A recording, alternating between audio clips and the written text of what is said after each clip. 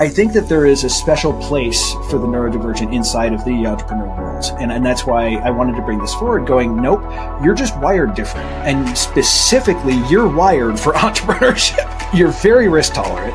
Like you can go out and take risks. You're that kid that's going to jump over the cliff and figure out how to deal with it on the way down. Oh yeah. My brain was always going, just all the time. But it was more daydreaming or coming up with, was that weird kid that got in trouble for crocheting under the desk? I am the glorious brain that has ADHD and autism, so I get a little smattering of both. The humans who are ADHD, your brains are so rapid firing. It's idea after idea after idea. And it's like we have 100 different Post-it notes in our brain. Every Post-it note has something really interesting written on it, and we cannot look at just one. It's we see one, then we bounce to another, then we bounce to another. Welcome back to the Hustle and Grind podcast, the show where we dig into why real entrepreneurs trade comfort for conviction. This isn't about vanity metrics or overnight success. It's about the stories behind building a reputation that actually matters. I'm your host, Andrew, keynote architect, platform builder, and fellow founder in the trenches. Today, I'm sitting down with Dr. Kristen Williamson, the founder of Empower Mind Solutions. Diagnosed with autism and ADHD in adulthood, Kristen brings a powerful and unique blend of lived experience and clinical expertise to her work. She's on a mission to challenge outdated narratives and empower neurodivergent voices, helping others reclaim their identities with compassion and clarity. When she's not running her practice or writing, Kristen is exploring new research and laughing with her two neurodivergent kids. Please join me in welcoming Dr. Kristen Williamson to the show. Kristen, thank you so much for being on the show today. We're going to talk about a really interesting topic that is something that I am a passionate advocate for. Most entrepreneurs I know of are neurodivergent. When we say that, it's ADHD or autistic. And a lot of times there's this very negative connotation that's put around it. But frankly, we were talking earlier before we got recording today that, you always felt like a square peg in a round hole. Yeah, well, we found the square hole, and this is what this is. It's just that we're wired very differently. And I think that there's some benefits that can come from that if we understand what it is and how to use that superpower. So incredibly excited to have you on today to talk about a topic I'm super passionate about. Thank you very much. Thank you so much for having me here. I am so delightfully excited to talk about this. Awesome. So I'd like to hear a little bit first, because we heard your bio, but why did you want to get into talking about neurodivergence? Like, what was the backstory with this? The backstory was having a friend who looked at me and said, a therapist friend about 5 years ago, and said, Kristen, I'm pretty certain you're autistic. And I was, no, I'm not. My kid's autistic. That's not me. Yeah. And then it sent me down a 5-year pathway before I ever got diagnosed. Mm-hmm. And I was already a therapist. I was already working on my doctorate, doing all of these things. And yet I had no idea. This was just kind of the living life, trying to shove myself into the wrong peg, hole, verbiage thing. Mm-hmm. And I realized I love doing podcasts because I can yammer, I can talk, and not everyone who's NeuroSpicy, and I will say NeuroSpicy to the day the cows come home, because I fully believe we have the spice of life. Yep. Whether it's a strong spice or not, it's there. Yep. And not everybody has the ability to speak and to advocate and to have their voices heard, but I do. Yeah. So I want to come in and I want to just knock down all barriers and make things more accessible and fun, and just know that our brains are pretty epic. Mm-hmm. And I've heard so many entrepreneurs who are like, I never did well in school. I was always that special kid. I never it never fit. And it until I got into entrepreneurship, I didn't realize that that's why we think totally differently. The school system is not designed for us. And there's always this shame around it. Like, you're ADHD, you can't do these things. And it's like, no, we're just different. And once I realized that, and this coming from a man whose mom was a specialist in this, she was a psychologist specializing in ADHD, I think that there is a special place for the neurodivergent inside of the entrepreneur world. And that's why I wanted to bring this forward going, nope, you're just wired different. And specifically, you're wired for entrepreneurship. Like, you're very risk tolerant. Like you can go out and take risks. You're that kid that's going to jump over the cliff and figure out how to deal with it on the way down. Oh, yeah. we're very, very creative. We're amazing problem solvers. Our brains work at 1,000,000 miles an hour. We're really good in specific things. And that is everything you need to be a good entrepreneur, is all of these things. Being able to tolerate risk and understanding that I can make this decision. There's going to be consequences for it, but I'm just going to make it. I'm not going to get scared, So, being able to think in 1,000,000 miles an hour, that's how we come up with our greatest ideas, was being able to just simulate 17,000 directions at once. It wasn't until I got into the entrepreneurship world that it was really something that I realized, here's my people. Honestly, in the idea of, I was never the kid that got in trouble in school. I was the one who got put against the back wall because I could talk to anybody about anything, and I would. Yeah. And, if I didn't sit next to someone, I would just talk to the wallpaper or to the bugs that were walking by. Yeah. My brain was always going, just all the time. But it was more daydreaming or coming up with, was that weird kid that got in trouble for crocheting under the desk instead of, playing on her phone. Not that I was young enough to have phones be out at that time. Yeah. But I was just that weirdo. And that was the label that was given to me. Not bad kid, but weirdo. Mm-hmm. And taking across that, going into corporate world, going into working in hospitals and outpatient programs and all these things. I wasn't that therapist that fit that mold. I was the one who would challenge. I will talk to the CEO just like I talk to a janitor. Yeah. Everybody poops. Yeah. Everybody's got issues. There's not a hierarchical thing. And that is the thing with Spicy Brains. Spicy Brains, we don't match that hierarchy scheme. Yeah. There's just not a need for it. And I think that's where entrepreneurs come in, and they just absolutely soar. With ADHD brains, it's going 1,000,000 miles an hour, but also with autism brains, in that we will sit and focus and gather and collect and create. I love making me a good Excel spreadsheet. I will have 17 different tabs before the end of the day. Yep. But the humans who are just ADHD, I am the glorious brain that has ADHD and autism, so I get a little smattering of both. Mm-hmm.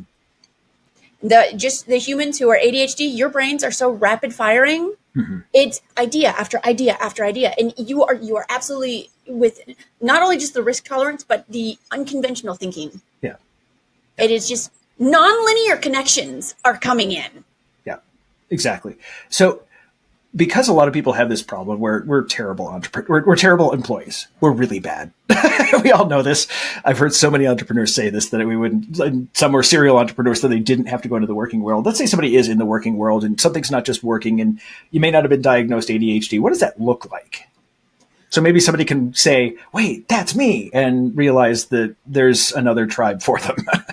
Have you ever been in a work meeting and it feels like the person who is talking is speaking at a slower pace than your brain is going, and it's just pulling through molasses and sitting there? Or you're sitting in this meeting and then someone keeps asking 5 million questions and you're just saying, get to the point. I want to be done. I have things to do. This is not efficient.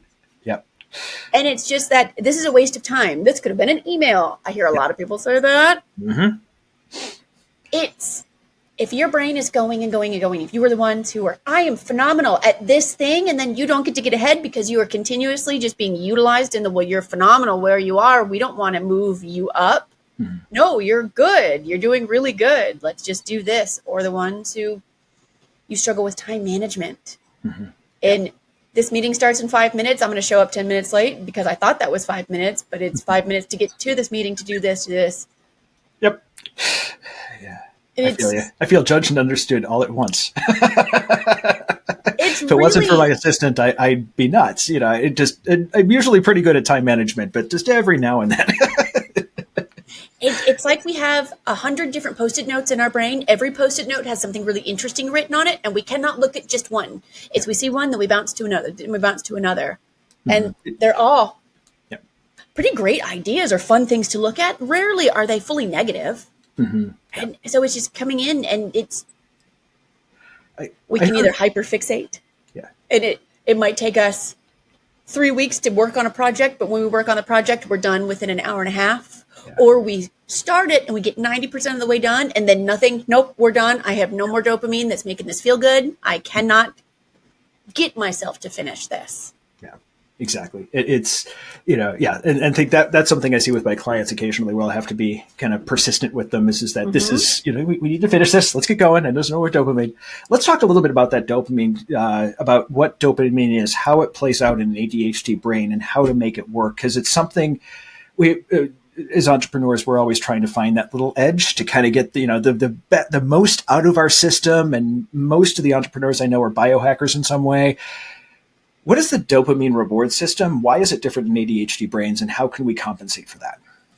Oh my gosh, that's such a really good question. And I think having this understanding is really crucial for understanding the ADHD brain. When the entrepreneur brain, for the non-sciencey humans, dopamine is a neurotransmitter within your brain that it fuels motivation. It gives you that reward pleasure part of your brain, the focus and attention, or on it even it depends on the part of the brain, the basal ganglia. I can nerd out about this, but I'm not going to. When that's activated by dopamine, it gets you moving and emotion regulation. Say you get home from work and you have just been on all day long, and then you can do nothing but doom scroll because it's 35 seconds of that feels good, that feels good, that feels good. And you just flip back and forth all the time. It gives you those feel good hits. And it's that motivation of, well, I'm just going to sit and that's a reward and pleasure, but it gets your brain kind of going and just focusing. And then we look up and it's been 3 hours later. Yeah. It's the same kind of thing for whenever we are doing something that we really enjoy, which with entrepreneurs, you're typically doing something that you enjoy, something that you are good at, something you can get into. And so we have that dopamine that fuels our brain, that gets us going, that has all of these just forward pathways moving. And with our brains, like in my knowledge and memory of reading about this, ADHD brains, autism brains, we kind of start off with lower baseline levels of dopamine. And so that gives us that we fewer dopamine receptors. So we are not connecting as easily as neurotypical brains. Yeah. And so it makes it harder to do things that we don't want to do. Like bookkeeping. Bookkeeping. I got the universal trigger. I hate bookkeeping. That is my kryptonite. For me, I have a very nice bookkeeper, Tavleen. He's good at this stuff. I let him deal with it. Oh, see, but the tism in me loves that organization, but it's that we are better with token rewards than punishments. Yeah. So it's that carrot versus stick mentality. We do good getting the rewards because it boosts the dopamine to have us continue going for more. No, as entrepreneurs, because this is something we have to watch out for, is that especially this is why we're really impulsive. This is why we go off in another direction. First thing I want people to understand is when they say attention deficit, that doesn't mean we can't pay attention. It's a different style. We have a very different way of paying attention. Let's start on that one first, because I think it's a big misnomer when you say, oh, shiny object. There's a reason for that. And there's a way to use it. So maybe go into a little bit about that and what that means. Attention deficit, it's ADHD, attention deficit hyperactive disorder. It used to be the ADD versus ADHD, but now it's all lumped together. There are multiple facets of it. There is the inattentive, there's the hyperactive, and then there's the combined. Those are the three big ones. Inattentive, I can think more of, I associate this in kind of the grade school, the kiddos who were always in their head, who are always daydreaming. They have a really hard time just keeping that sustained focus unless something's really, really interesting. And the internal dialogue of whatever they're thinking of is much more fascinating than what's going on outside of it. The hyperactive, it's almost like you are run by a bouncy ball and you are just not stopping. You're fidgeting, you're moving. Your brain is going 1,000,000 miles an hour and it's just not stopping. Yeah. And then the combined is where we are the daydreamers who also can't stop moving. The ones who just have that chaos inside of them where they are just, and the combined one is actually typically what I see more of. The hyperactive is a lower percentage because that is the one that is just going, which may be more within the entrepreneur world. Yeah. And I think understanding where it's coming from, that it's a dopamine reward system, because that's our reward drug in our head, understanding that, yep, we're wired like this. This isn't, we have to deal with it, but also that it's not just that we can get very hyper-focused on one thing and run down the rabbit holes of rabbit holes of rabbit holes for hours. And you look up, and that's where the time blindness can come in as well. You look up, and then it's been 4 hours and you've not eaten, you've not gotten up and moved around or go to the bathroom. And that's where ADHD comes in as more of that deficit, because it's having a hard time pulling yourself out of that hyperfixation in the moment. And it's really interesting to say, because our brains are not necessarily understimulated, but we are. It's sitting and fidgeting. And in order to have a meeting, you have a fidget with you, you have something, you're moving. A lot of people use walking pads and just do We all have our fidget spinners. Mine depend. I know, I've got mine right over here. I'm like, yes. Under my desk, I have a little elliptical where my feet are always moving, because I've learned in sessions, I have to be, it's like a duck underwater. My feet are always going in order to have my brain open up and focus to hear what other people are saying. Yeah, exactly. And we have to activate in like 2 pathways at once. No, so I once heard somebody say that there are people who don't have an internal dialogue, and I thought I looked at aliens. Really, I'm like, what? Because my internal dialogue is going at 1,000,000 miles an hour in 100 directions, and trying to keep it in one direction takes some effort. And, with a really good meditation practice, helps a lot to funnel that in, but it is a problem.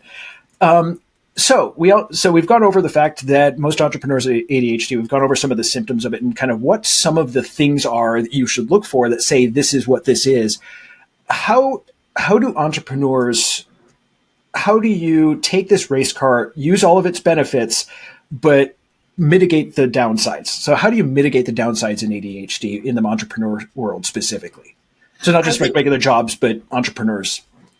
I think that's going to be honestly subjective between what entrepreneurial job is going on. There are some people we're thinking of.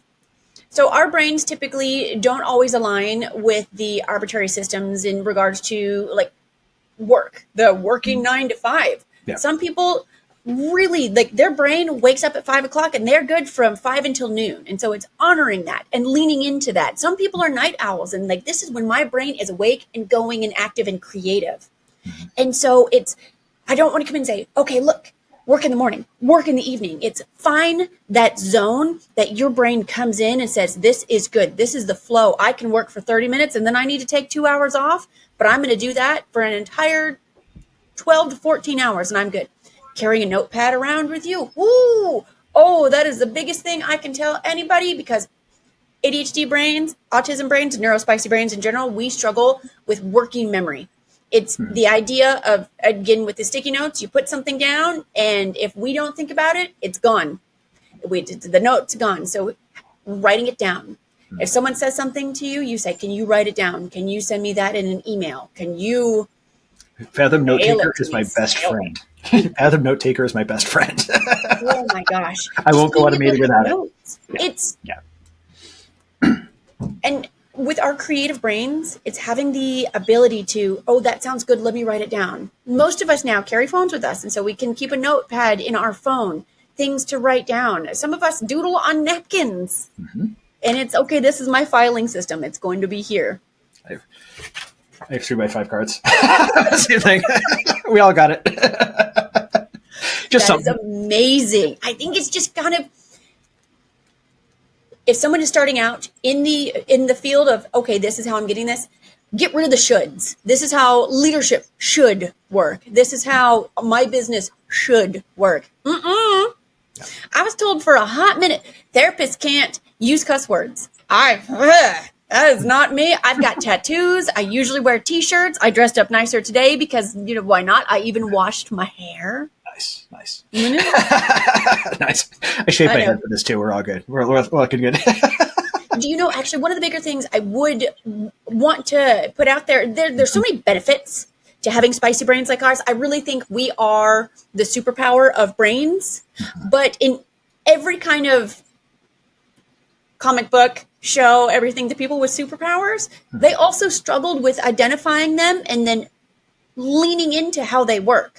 A lot of us with the spicy brains, we struggle with executive functioning or the executive dysfunction, especially whenever the dopamine is not there. So it makes it to where we are sitting on the couch for 2 hours saying, get up and do this, get up and do this, get up and do this. Why am I so lazy? Why am I so bad? Why?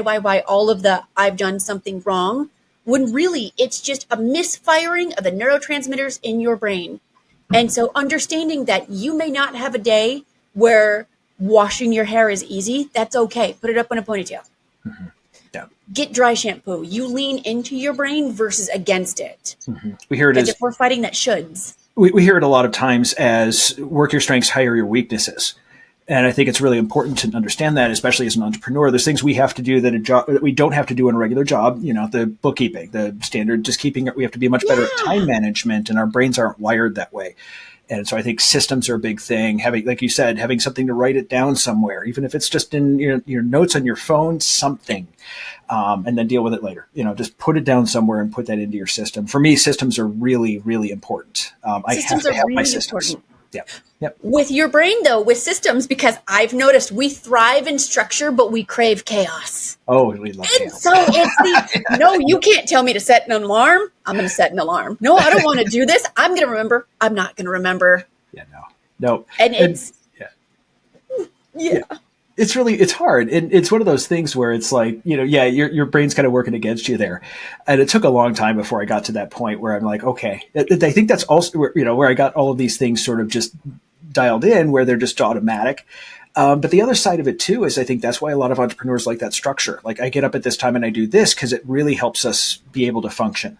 And if we don't have that structure, that's when we start to get on the couch and go, well, I haven't moved for 2 hours and I've doomed scrolled. So dopamine hits, That having a to-do list or a I've done list tends to work really well. The to-do list, I will either make it the night before or the morning of.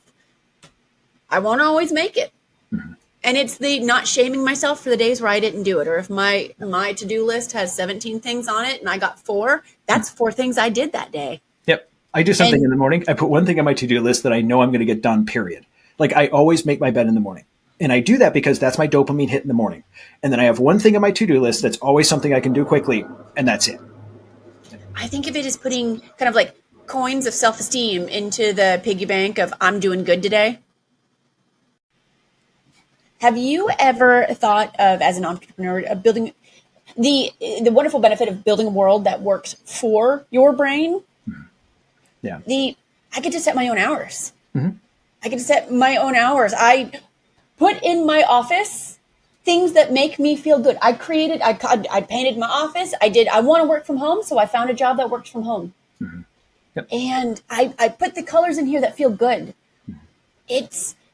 We can choose communication methods that do good for us. I am way better in sending emails than I am calling on the phone. Yeah, same here. And I think that's a wonderful thing that is opposite from the traditional job structure, that it tends to be a little bit more rigid, and also the unspoken social rules. Yeah. I never understood them. I felt like an alien frequently. And did I stick my foot in my mouth? Yep. How? No idea. Yeah. No. Yeah. And it's not something we think about. It's like, no, I'm going to tell you what I think. I'm going to say what I think. Oh my gosh. And just what makes entrepreneurial work good. And we were talking about this earlier, but it's so funny to me. I never thought of myself as an entrepreneur. I just thought of myself as someone who couldn't hack it in the corporate world. Yeah. And it's that I did this out of survival necessity, then out of, this was the direction I wanted to go in. Yeah. This is a direction that ended up in my lap, and I am thriving with it. Yeah. We didn't know there was another choice.